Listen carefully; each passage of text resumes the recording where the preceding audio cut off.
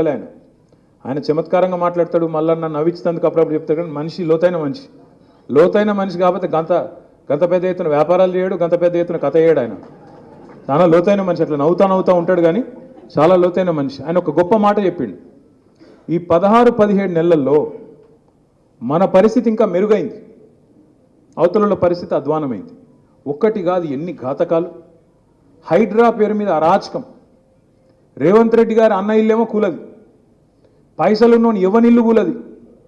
బాగా ధనవంతులైతే ఎవ్వనిల్లు ముట్టుకోరు, కానీ గరీబ్ గారు మెట్టుగూడల రోడ్డు మీద దుకాణాలు పెట్టుకుంటే వానిగులు కొడతారు. హాకర్స్ వాళ్ళు ఏంది పాపం, రోజు తోపుడు పనులు వాళ్ళను సికింద్రాబాద్లా, సనత్ నగర్లా, జూబ్లీ హిల్స్లా ఏడబడతాడు గుంజుడు, కొట్టుడు, గుద్దుడు. పేదవాడు ఏం చేస్తాడు, గుంజవతల వాడేస్తారు. నాచారంలో నేను చూసిన ఒక చెప్పుల దుకాణం గుంజి పారేసిండ్రు కూకట్పల్లిలో. ఆఖరికి బుచ్చమ్మ అని ఒక లేడీ హైడ్రా వచ్చిన ఇల్లుగుల కొడుతుందని చెప్పి గుండాకి చచ్చిపోయింది భయంతో. నేను కృష్ణారావు గారు పోయినాం.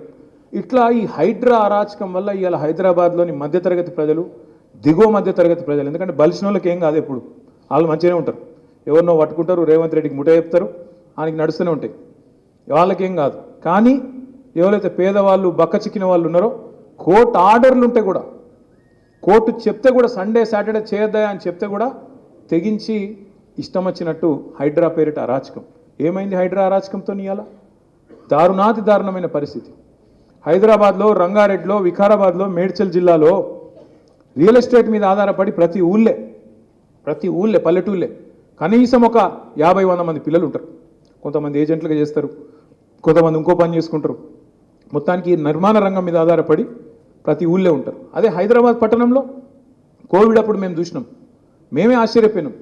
ఒక్కొక్క లేబర్ క్యాంపుకు పోతే వేల మంది, మన రాష్ట్ర పౌరులు ఉన్నారు, బయట రాష్ట్రాల్లో ఇంకెక్కువ ఉన్నారు, వేల